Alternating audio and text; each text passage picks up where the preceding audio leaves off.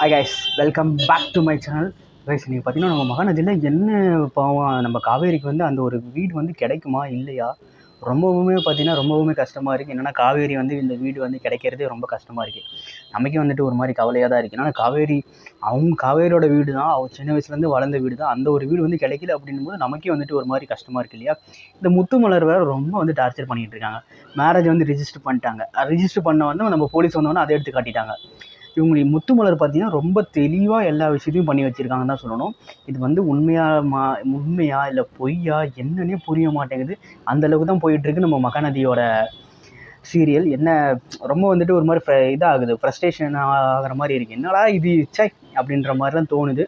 பார்க்கலாம். கண்டிப்பாக வந்துட்டு நம்ம விஜய் வந்து காவேரியை காப்பாற்றுவார்னு நமக்கு நல்லாவே தெரியும். இப்போ என்னென்னா நிவின் வந்து இதுக்குள்ளே வரல அப்படின்னா கண்டிப்பாக வந்துட்டு நிவின் வந்து எண்டில் வருவார்னு தான் நினைக்கிறேன். பிகாஸ் ஏன்னா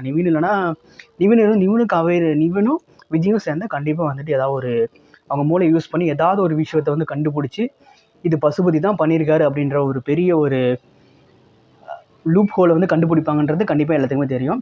நம்ம சாரதாமா வந்து என்ன பாவம் ரொம்பவுமே வெகுலியாக இருக்காங்க. ஏன்னா கல்யாணம் பண்ண போய் மேரேஜ் வந்து ரிஜிஸ்டர் பண்ணியிருக்கணும். ஆனால் பார்த்தீங்கன்னா ரெஜிஸ்டர் பண்ணாங்களா இல்லையான்னு அவங்களுக்கே தெரியல.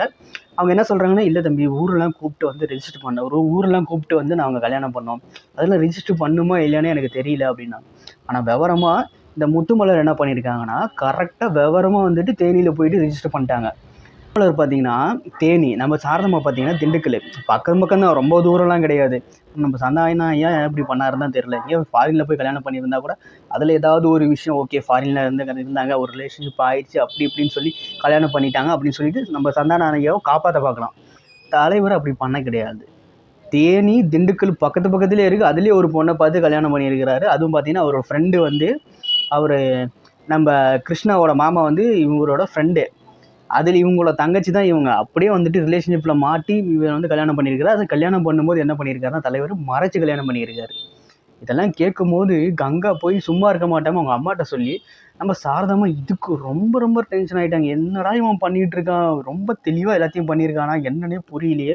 ரொம்ப மைண்ட் வந்து ஃப்ரஸ்ட்ரேஷன் ஆகுது. இதுக்கிடையில் வந்துட்டு இந்த முத்துமலர் வந்து நம்ம சாரதாமாட்ட பேசுகிறாங்க, அது சண்டை வருது. அந்த பாட்டி வேறு சண்டை பண்ணாதீங்கன்னு கத்திட்டு இருக்காங்க.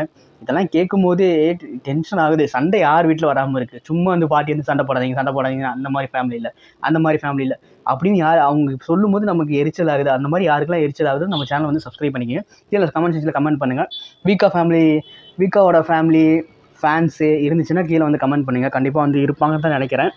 பார்க்கலாம் கைஸ். நம்ம விஜய் பாவம் ரொம்பவுமே கஷ்டப்படுறாருன்னு தான் சொல்லணும். கஷ்டப்பட்டுட்டு எப்படியாவது வந்து நம்ம காவேரி வந்து காப்பாற்றணும் அப்படின்ற ஒரு பெரிய ஒரு இதுலேயே இருக்கிற. ஏன்னா 2 விஷயம் இருக்குது. ஒன்று வந்து பார்த்தீங்கன்னா ப்ரெக்னெண்ட்டாக இருக்குது, இன்னொன்று பார்த்தீங்கன்னா காவேரியோட சொத்து. அது எப்படியாவது காவேரிக்கு வந்து கிஃப்ட் பண்ணணுன்னு தான் அவர் வந்து யோசிச்சுட்டு, அதை பார்த்தா ட்விஸ்ட்டே அப்படியே பல்ட்டி அடிச்சிருச்சு.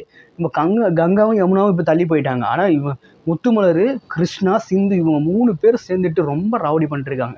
சிந்து என்னன்னு தெரியல, அது என்ன கேரக்டர்னே புரியல. ஆனால் கிருஷ்ணா வந்து விடுறதாவே இல்லை. ஒரு பங்கு கொடுங்க, ஒரு பங்கெல்லாம் தேவையில்லை, எனக்கு வந்து ஹாஃப் வேணும் அப்படின்றாரு. அதாவது வந்துட்டு ஒரு சொத்தில் வந்து 6 பங்கு போடக்கூடாது அப்படின்றாரு. எனக்கு வந்து 2 பங்கு தான் வேணும், ஒன்று உங்களுக்கு ஒன்று எனக்கு அப்படின்ற மாதிரி பேசுகிறாரு. எதுக்கு இப்படி வந்து இப்படி பண்ணிட்டு இருக்காருன்னு தெரியல. அடுத்தவங்க சொத்துக்கு வந்து ரொம்ப ஆசைப்பட்டு இருக்காருன்னு தான் சொல்லணும். கண்டிப்பாக ஒரு எண்டில் வந்து ஏதாவது ஒரு பெரிய ஒரு ஆப்பா வந்து நம்ம விஜய் கண்டிப்பாக வைப்பாருன்னு தான் தெரியும். இப்போ கொஞ்சமாக வந்துட்டு காட்டிகிட்டு இருக்காரு. என்னன்னா அவரோட கோவத்தை வந்து நம்ம கிருஷ்ணாகிட்ட காட்டிகிட்டு இருக்காரு. அவர் சொல்கிறது பொறுமையாக சொல்லி பார்த்தாரு, கேட்கல. அதுக்கப்புறம் அவர் விஜயோட நெக்ஸ்ட் கேரக்டர் என்ன, கோவத்தை காட்டினார். அது ரொம்பலாம் காட்டல, கொஞ்சமாக காட்டிட்டு இருக்காரு. நம்ம சித்தப்பா இடையில பூந்து அது ஒரு சம்பவமாக பண்ணிகிட்டு இருந்தார். சும்மா வந்துட்டு கிருஷ்ணா இழுத்து போடுறது வெளியில், அவங்க அம்மா வந்து கிருஷ்ணாவோட அம்மா வந்து சித்தப்பா அடிக்கிறது, அப்புறம் நம்ம சித்தி போய் கேட்குறது, இதெல்லாம் பார்த்தாவே ரொம்ப வந்து இதாக தான் இருக்குது. மகாநதியை பார்த்தீங்கன்னா பிரச்சனையே போயிட்டுருக்கு. இது எப்போ முடிய போகுதுன்னு தெரியல. கண்டிப்பாக வந்துட்டு இந்த பிரச்சனை முடியணும். முடிஞ்ச வாட்டி நம்ம காவேரிக்கு ஏதாவது ஒரு நல்லது வந்து கண்டிப்பாக நடக்கணும். அப்படி நடந்தால் தான் நம்ம வந்து பெருமூச்சு விட முடியும் அப்படின்ற மாதிரி தான் இருக்குது.